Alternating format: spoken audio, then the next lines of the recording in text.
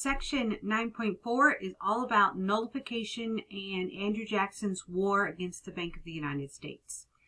And so we're going to start with the bank war first. So what happens is the first Bank of the United States charter was, it expired in 1811 because it was only there for 20 years. And so it'll be rechartered in 1816 for another 20 years. And so the problem is going to come in that they're going to try to recharter it early. The private corporation that is the Bank of the United States is ran by a man by the name of Nicholas Biddle. He held all the federal funds in one location in Philadelphia.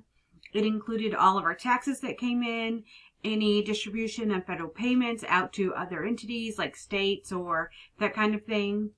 And one of the biggest things that Nicholas Biddle did is he is going to charge the United States $1.5 million to use his institution. Now, the Bank of the United States is not just for the federal government. At that time, other groups used it. Rich people and foreign groups, they used the Bank of the United States as well. Andrew Jackson, who had major issues with banknotes, really hates the Bank of the United States and bankers. He believes that banknotes cause inflation, which makes it harder for those at the bottom, the poor and the lower middle class, to be able to do anything. And so he is going to go and try to get rid of the Bank of the United States. We are going to have a rechartering effort where Henry Clay and Daniel Webster are going to come together and try to recharter the bank early in 1832. So that's 4 years before the charter is up. They believe that Andrew Jackson is not going to veto it. So they're going to tell Biddle not to worry. They're going to get Congress to pass it. So the problem here lies in is the American people very much support Jackson's idea of getting rid of the Bank of the United States. In 1832, Congress will pass the recharter because Biddle bribed a lot of people. Henry Clay and Daniel Webster are rumored to have bribed people as well. As soon as it gets to Jackson, Jackson vetoes it and sends it back to Congress, which is not what they expected. Now, Biddle doesn't have enough money to re-bribe everyone to override the veto, so it does not pass, and it is dead in the water.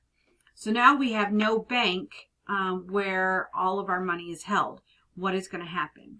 Well, Andrew Jackson says the reasons he's getting rid of the Bank of the United States is the following things. He had 5 reasons. 1, he concentrated the nation's financial strength all into one single institution. What if something happened to that bank? What if something happened to that location? What would we do if we lose all of the country's money? 2, it exposed the government to control of foreign interests because other groups, other foreign individuals and foreign countries could use the Bank of the United States. 3, it basically just served to make the rich richer because since the Bank of the United States was for federal money, it had really good interest rates and really good fees and everything. So the rich would use it to get those incentives as well. It also exercised too much control over members of Congress because Nicholas Biddle, if you did not vote the way he wanted to, he would deny pay to congressmen. He would deny money to be that was supposed to go to certain committees to be paid out. And so that caused a problem. And 5, it favored northeastern states over that of the South or the West. Because it was located in Philadelphia, way away from everything else, it was harder. He believed the government represented all the people, not just the wealthy. And so he's going to try to push through something that will help everyone. What is going to happen? Well, Jackson orders the Department of the Treasury to remove all the money into state banks. The Secretary of Treasury at that time says absolutely not, so Andrew Jackson fires him. Biddle then will try to shut down the government, shut down the economy. Nicholas Biddle believed if he ordered no new loans and didn't allow any money to leave the Bank of the United States, he could create a major depression, and that would save the Bank of the United States and his own butt. Henry Clay and John C. Calhoun says the transfer of the money is illegal. But there is nothing in the Constitution that says anything about our our money situation whatsoever. So Andrew Jackson has all the money removed out of the Bank of the United States and broke up and sent to all kinds of smaller states, which gives our economy a super boost at that time. All right. At the same time that this is going on, we have the passing of the Tariff of 1828, which is known as the Tariff of Abominations. The goal was to protect industries in the North by taxing British textiles that were imported. And this would push up the price of those foreign goods, making American goods cheaper. But that isn't how we work as Americans. If we see something for $1 that's foreign goods, we make our stuff 99 cents. So it's not really cheaper. The South says that this is completely unfair. It's going to hurt Southern cotton growers more than anyone else. And the British do not have enough money now to buy as much Southern cotton. And the British were purchasing about 80% of our cotton at the time. And so it's really going to hurt them because they can't buy as much. The South argues that states have the right to not follow federal laws now that they deem unconstitutional. They believe that this is a issue, a problem against their state, and so they're not going to pass it. They're not going to allow it to be enforced. Those who are going to speak out against it, we have 1830, the Webster-Hayne debate.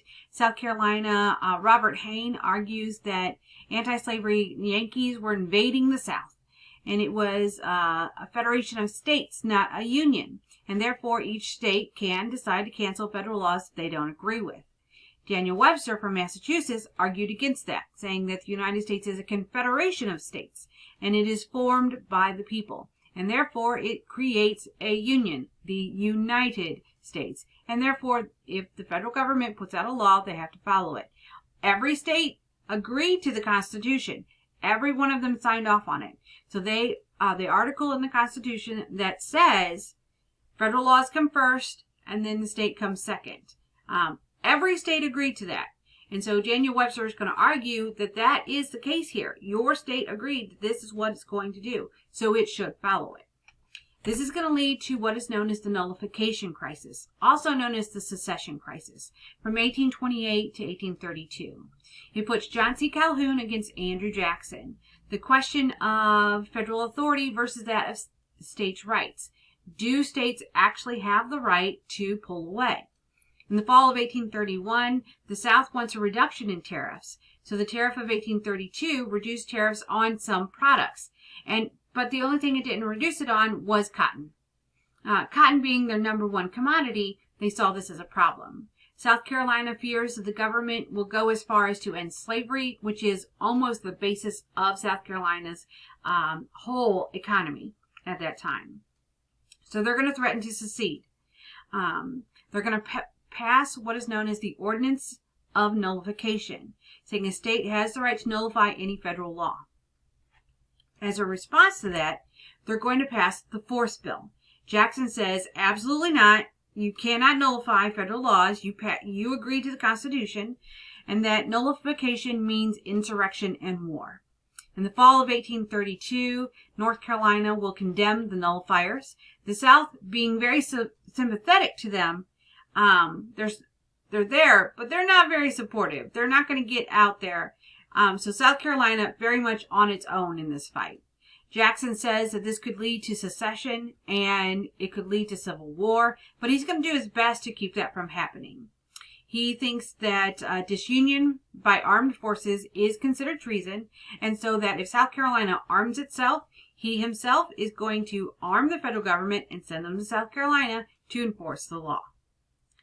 Henry Clay steps in and says, wait. Before, this goes too far, why don't we compromise? Jackson is sending troops to Charleston. Governor Hayne in South Carolina is mobilizing the military.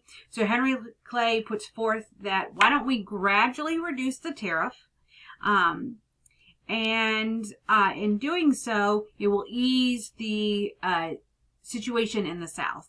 In March of 1833, Congress will then pass both the Force Bill and the Compromise Bill. The Force Bill saying that we will enforce a federal law, and Compromise of why don't we slowly reduce the tariffs on cotton. South Carolina immediately backs down. No war happens. South Carolina doesn't secede. And we continue on without any major issues. After this, we have the formation of a new political party, the Whig Party. It's formed as a result of the nullification crisis. Democrats are in very much support of slavery, and they continue to support a very strong executive branch. Whigs do not quite agree. They called for economic nationalism. Daniel Webster, Henry Clay, John C. Calhoun, all part of the Whigs. They believed Congress should have the most power in government, as opposed to Jackson's wanting the executive branch to have the most. And they thought Jackson would make himself a dictator if left unchecked. Jackson had no want to do this, but they did believe that he could do this. And with everything that's going on, Jackson will then start to get death threats, okay? With the nullification crisis and the ending of the Bank of the United States, Jackson now receives death threats. Some of them are Whigs that want to get rid of him. So he's the first president to have an attempt to do bodily harm against him while he is president. Jackson ordered the dismissal of Robert Randolph from the Navy for embezzlement. He stole about $80,000. And then on May 6, 1833, near Alexandria, Virginia, Randolph is going to appear and attack the president. He then is going to flee the scene, and several members of Jackson's party are going to chase after him, and they're going to find him and bring him back. Andrew Jackson decides not to press charges on the fact that the man was clearly upset that he had lost his job and he was going to jail. So he was going to go to jail anyway, so why did he need to press charges? The second attempt was on January 30th, 1835, where Jackson's leaving out the east portico of the Capitol building right after a funeral for a senator. And Richard Lawrence, who was an unemployed house painter from England, he's going to come out from behind a pillar and he's going to pull a gun, he's going to point it at Jackson, pull the trigger, fire, nothing happens. So he drops the gun, pulls another one, pull the trigger, and nothing happens. It's a really cold, wet, rainy day. The gunpowder's too wet. It doesn't go off. And so Lawrence then tries to run. They easily capture him, and then he tells the doctor several reasons for why he did it. One, he blamed Jackson for the loss of his job. Totally, understandable. But also, he blamed, there were voices in Lawrence's head that kept telling him that Andrew Jackson had to die. He was schizophrenic. And so Jackson, seeing that he was insane, he never pressed charges, and therefore he was never convicted of that. But he did spend the rest of his life in an insane asylum. But it gave Jackson this kind of air of he is untouchable, and for some time. When it comes to the end of his presidency, we do have some money issues. Without the Bank of the United States, nothing is there to regulate the money supply. Gold is very scarce.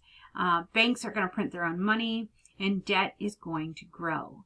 When it comes to the money question, the surplus of land sales will be paid down.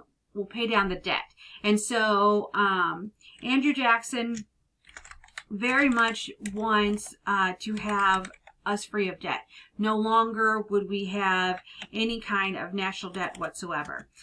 The problem with this is for the short term, it does help with the situation, but in the long term, it does not. There will be major issues there where it will eventually create a depression.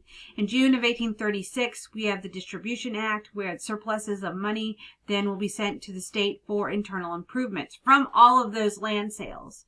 The amount was based on representation in Congress. And so the less people you had, the less money you got. So the further west you went, the less people you had, the less money you got. And then territories didn't get any money whatsoever. The land that is sold, where they're going to earn all this money, has to be bought with a thing called specie circular. It required gold and silver coin only for purchasing of that government land. There's a great demand for it. Banks do not have enough of it because it is very limited. The United States doesn't have a lot of gold reserves at that time. So a lot of these banks are going to collapse. And this is then going to cause a depression in 1837. So at the end of his presidency, we are well into a depression. And that will have to be dealt with by a future president. So now all you have to do is go and take the quiz for section 9. It's 8 questions. One of those questions has 3 answers to it. So good luck.